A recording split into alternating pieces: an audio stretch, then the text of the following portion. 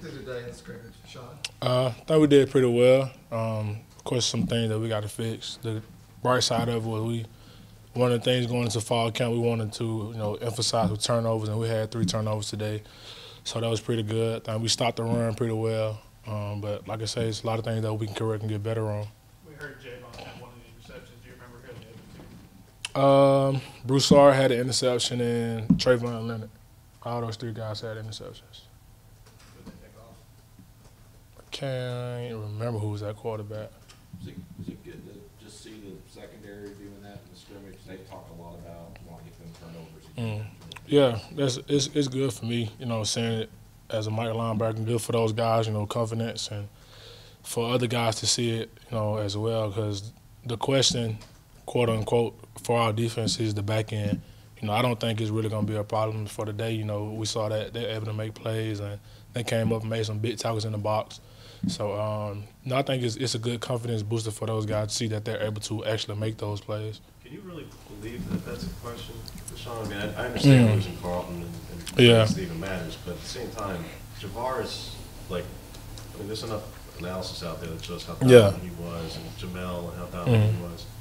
And it's not like Jeremiah and Daniel didn't play. Exactly. So can you really wrap your head around that that's the quote-unquote question, and yet you have those players? I mean, I always laugh when people said that, our back end was going to struggle, or it's the lacking part of our defense. Because, like you say, we have guys back there that are able to make plays, and of course they weren't big, second-round pick type guys as Carson. I mean, he's kind of a one-of-a-kind guy.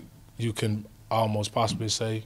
But, I mean, Dean is a freak of nature. Javar has made a lot of plays for us last year. Was a freshman All-American, freshman All-SEC. Daniel Thomas is a big body safety who can come and tackle, but he has the speed and ability to cover receivers. 20 is the brains of the whole operation back there. Jeremiah, he makes a lot of plays when the ball's in the air. He has great ball skills. So, I mean, I'm not worried at all. And I don't know how a lot of other people are, but that's just the outlook of it.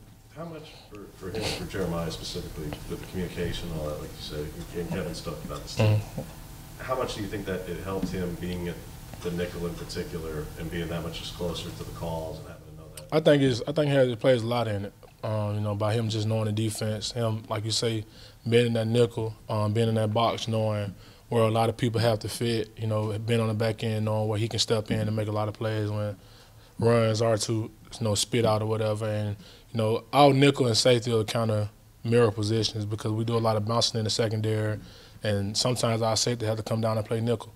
So, I think it's good for him to have that experience in the box, and it gives him the ability to make calls in the back end because he knows what's going on. Sean, we've heard about, obviously the freshman guys that were here in the spring, Smoke and Van. What have you seen out of your Mobile boy and Roger McCree? He made a lot of plays today. He made a lot of big open field tackles. He's still picking up on the playbook. He's still learning the playbook. But what I like seeing from him is he's actually up there with the coaches. After we're not having meetings, like we're on lunch right now, he's usually, get his lunch, eat his food, then he go and talk to a GA, or he wants to get an extra film in with the players to see what should I do on this play, what should I do on this play. Okay, when they do motion here, he want to know all the adjustments, so he's trying to become a student of the game. But what stood out to me today, he made a lot of open field tackles and some big plays on third down also. You think he's a guy that's going to be able to help pretty early? Yeah, I think he can help us right now. I mean, we got a lot of talent in the back end, so I don't know if you'll see a lot of them. I don't know how they're going to rotate, that's for the coaches. But if he was out there, I can tell you I wouldn't be worried at all because I know the heart that's in him. He showed the ability to tackle. He showed the ability to cover guys like Ryan, to cover guys like Slayton in one-on-one situations. So, like I said, I don't know how much they're going to use him, but I know his ability. I know his heart. So, if he's out there, I know he can make some plays. What about those linebackers, the newcomers that are with y'all now? Really, who's standing out to me right now is Kobe McLean. To me, he's separating himself from the freshman class, the freshman bunch. He made a ton of tackles in the scrimmage today. When we're doing one-on-one things in practice, or when we're doing physical stuff, he's 202, but he sticks every pound in you. He hits you with that 202. 202 is being released. And, he has the ability to cover receivers because he's a fast guy. He's not stiff at all. still learning the playbook, but I think he's getting better and better every day. Josh Marsh has been doing a lot of good things. He's a elite sprinter, I think. And the guy can run fast, going straight ahead. So, he's trying to pick up the playbook. Michael Harris has been doing a lot of good things for us at Mike. He's still trying to, like I say, learn the playbook, but they're freshmen. That this is supposed to be a learning curve for them because we're installing every day. What we installed yesterday, we're going to call today on top of what we installed today. So a lot of things are kind of running together from them, but they're trying to learn the system. They're playing hard, and I think Zacoby can definitely help us this year. We saw what Nick Coe was able to do last year with his first opportunity on the field. Just what have you seen from him entering his second actual season? He's growing. You can see the maturity side of it. You can tell he's pointing out a lot of things when his hands in the dirt. He see offensive linemen when they're light. He's calling delta calls. He can tell when guys are pulling and stuff, and that's just playing experience. Getting those snaps, and he's trying to even help mold young guys that are on the defensive line. He's helping Richard out the buck position because he's played that position. He's been a freshman before, but he's matured a lot. How's he looked at that buck position? I know he's got the versatility to kind of play anywhere on Nick or Richard?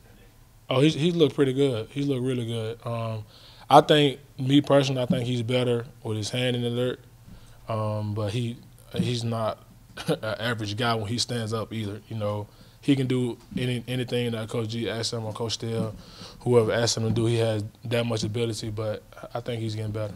Richard's a guy you've known for a couple of years through the recruiting process, all that, and when he's gotten on the field, we've heard about his energy. Mm-hmm. What have you seen out of Richard? Ton of speed.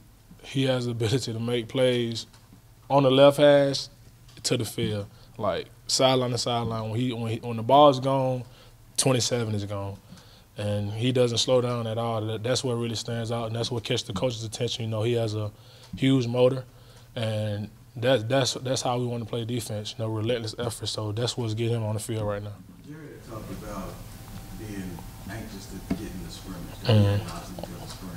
Did he look a little rusty, or did he look like he just picked up where he left off? If you could see the scrimmage, you would think he's practiced every day since the spring.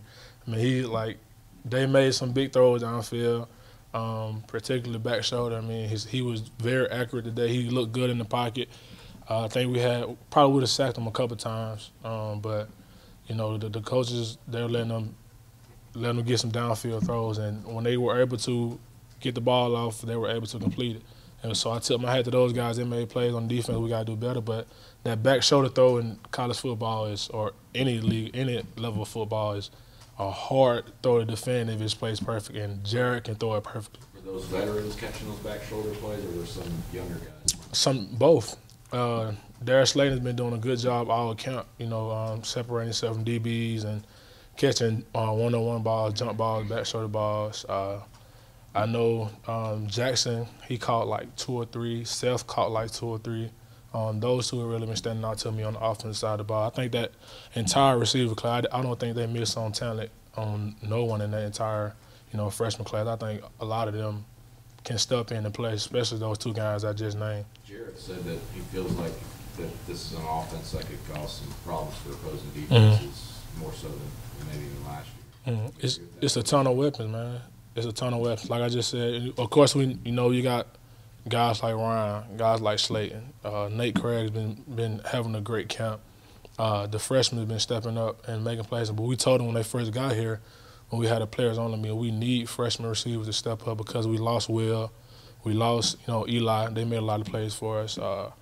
Anthony, he came in. He came in late, but he's learning the playbook. The 10 flat is 10 flat.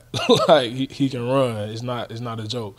And with Jared throwing the ball and putting it in the places that he put it, man, I mean, the sky's the limit for that offense. That we have a running back committee. Cam Martin has been running really well. Whitlow's been running really well. Sean has really surprised me. I thought he was a speed guy, but he's kind of tough to run in between the tackles. He don't like getting tackled, I can tell you that. And, he has a lower center of gravity, and he's a very strong running back. So he surprised me running in between the tackles, but he opened my eyes a lot. And then you have guys like CJ. I mean, it's a ton of weapons on the offensive side of the ball, and I think they're going to use them well. A few weeks ago, you said this defensive line could be one of the best in the country. Mm-hmm. What is it about that group that just makes them so special? they don't get complacent. Every day they come to work, and it's because of the attitude in the room that they know if they mess up, it's another guy that behind them that can come and do the job. So it's just competition, and they don't get complacent. But Coach G don't let them get complacent. You know, he's on them each and every day. As linebackers, we're on them because we know for us to be successful, they have to be successful. So I mean, that's the energy in the room. They all want to get better and better each day. So if they keep getting better, I mean, I don't think a lot of fronts going to be able to block them. Deshaun, those young running backs, Whitlow and Asa Martin, do you think they're tough enough to run between the tackles against these? Oh yeah, they definitely showed it. Booby showed it today. He showed it in the spring game. Asa he's been running really well. I can't remember, actually picture or vividly remember him running in between the tackles today. I can't remember him getting a lot of carries, but I know I seen it in regular practice when we were thudding tempo. He has a bite to him. You know, he's not scared. He not really big, but when he runs the ball, you know, he runs with power. And that's what Coach Hart been preaching, you know, to them. But to play running back at Auburn, you have to be a physical back. And a lot of those guys who are quote-unquote speed guys or edge rushers are now lowering their pads, you know, running in between the tackles. And we know in this league you have to run the ball and you have to stop the run. So they're taking on that challenge. Did either of those two make any plays that really stood out today? Asa had a big run today, probably about good 15, 20-yard run. Broke a tackle in the core and kind of spat out. Booby made a good buck sweep run, outside zone run, and he hit the corner and he probably got about 12, 15 yards. So, I mean, they both have the ability. So, I mean, whoever takes that lead job, I mean, they're going to be fine.